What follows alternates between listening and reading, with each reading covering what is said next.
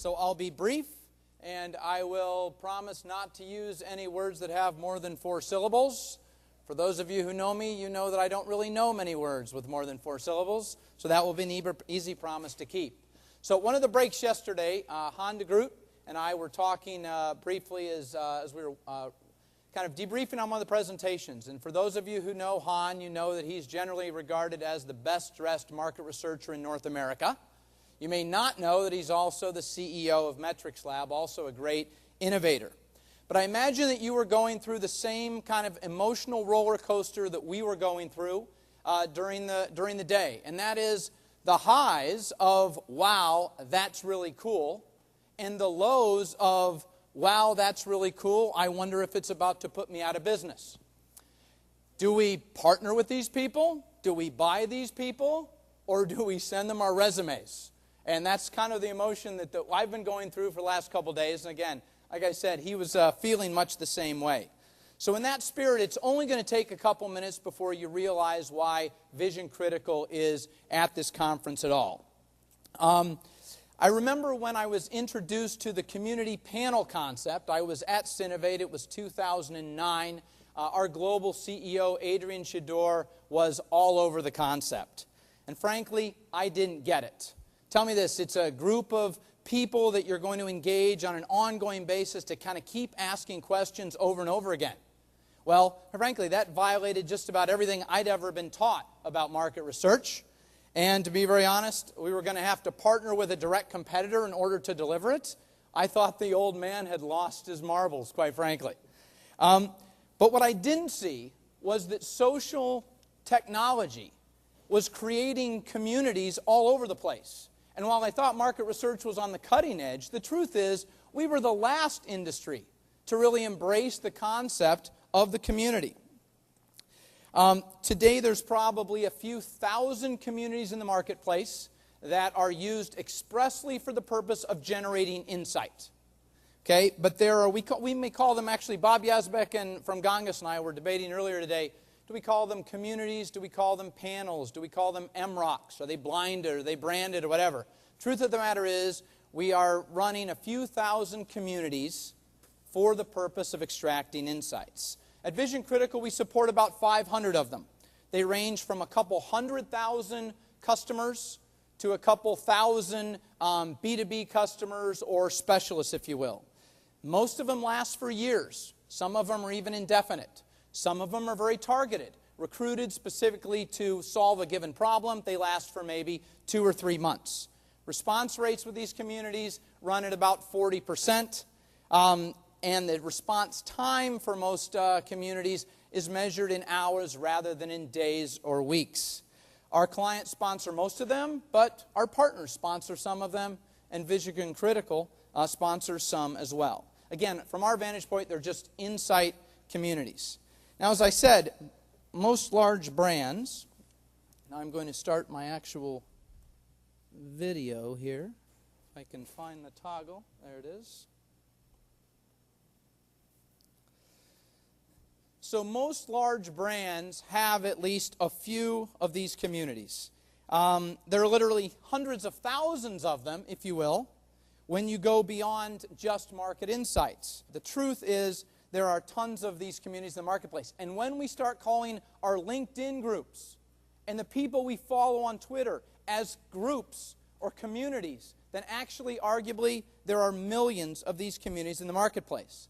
So the researcher in me sees this really as the bastardization of all of the principles that I was grounded in terms of how to run market research properly.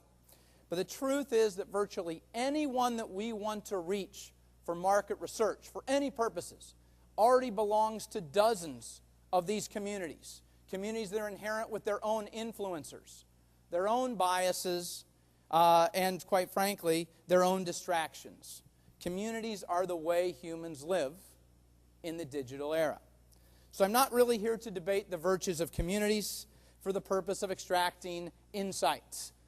Predictive analytics and in-market performance are doing that for any uncertainties or resolving any uncertainties that our customers may have.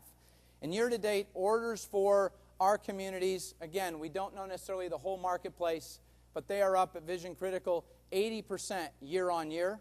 I checked that number again this morning. I keep waiting for it to go down, and it keeps going up. So the demand is there for using these tools. I didn't get it, but I do now.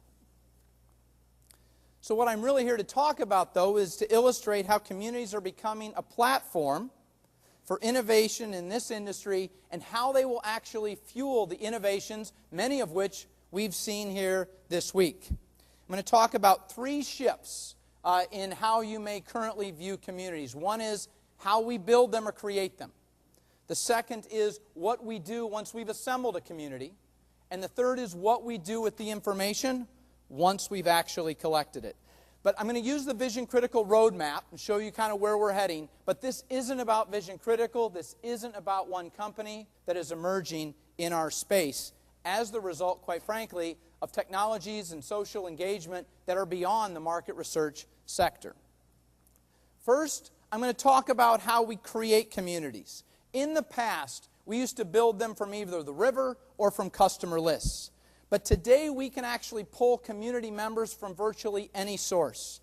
The partnership that we recently launched with Research Now will enable us to basically create communities of hundreds of thousands of targeted customers, say people who are regular users of fast food dining or quick serve dining, all the way to very targeted populations such as Research Now's premium medical or doctor panel, if you will. So we can pull instantaneously samples or community members from that source. On the other end, we can pull and build communities from who's tweeting about you. Using their handles, we can actually engage a group of 500, 1,000 people who aren't your customers, who are tweeting about you, and engage them to not just listen, but re-engage to figure out what they're actually doing. Communities will come from CRM. They will come from customer experience. They will come from transactional data. As Scott said, they will even come from your big databases. And when we bring them in, we don't have to ask them the questions all over again about all the variables that we already know. It's already in there. So what used to take weeks will now actually be done in a matter of hours, or in the worst case, days. Second, and more relevant to the people certainly at this conference, is what we do with communities once we've actually built them. As you've already heard from companies a lot more successful than Vision Critical, kind of once we start collecting information predominantly from mobile and in the moment, the long-form survey is dead. And our new competitor in this space isn't the other market research companies. It's all the other things that people want to do with their mobile device instead of answering questions, instead of talking to the companies who we're charging to reach on behalf of to their customers. That's the real competitor. Yes, the biggest threat to market research is, in fact, angry birds. It's going to happen. So insights of the future are going to be highly influenced by our ability to engage the community members, to entertain them, to engage them in things that are personally relevant to them or that are intrinsically rewarding. I'll repeat those 3. In the future, Vision Critical believes that the only reason why people are going to answer a 2-minute or a 3-minute survey that we put out there is because it's either intrinsically rewarding, it's personally engaging, or it's something that's actually entertaining.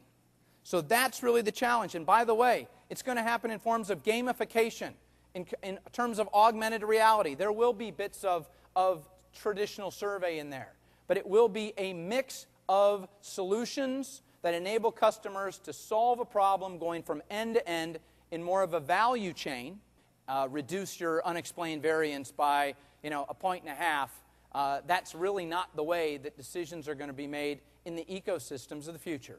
There will be an assembly of various complementary capabilities in how we engage these particular respondents.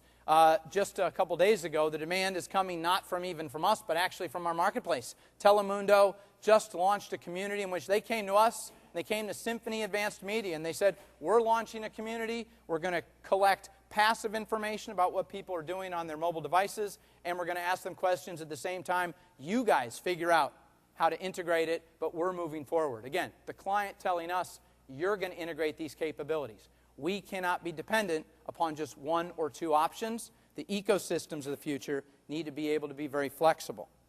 And the third thing, and perhaps the greatest barrier to the long-term success of market research historically, has been what do we do with the insights when we actually get them.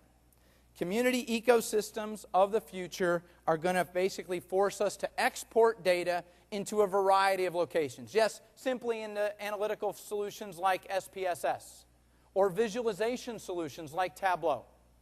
But make no mistake, every variable that we collect in the future, and Scott talked about it earlier and I agree completely, is going to have to go somewhere. It's going to have to be integrated back into a CRM database, into a big data set, or something like that. Vision Critical isn't going to compete with Oracle or IBM.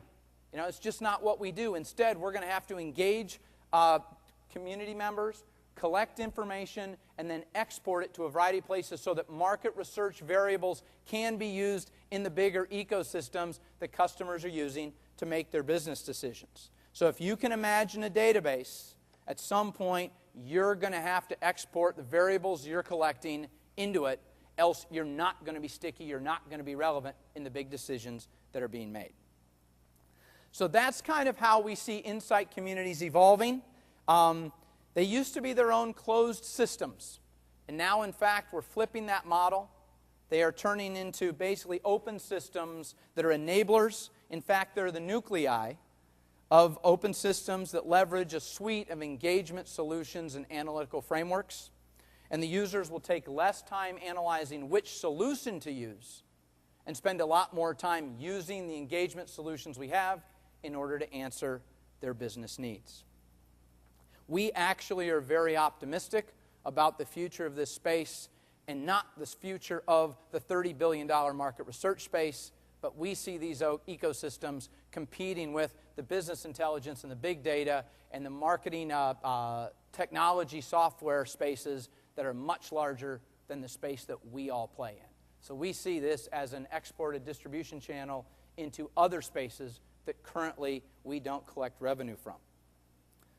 So we do hear a lot about the gloom and doom. I think even as I talk to some of my colleagues here, there's a lot of excitement about the innovations we're talking about, and yet deep down inside there's kind of a fear and a lament about what's happening in the market research space.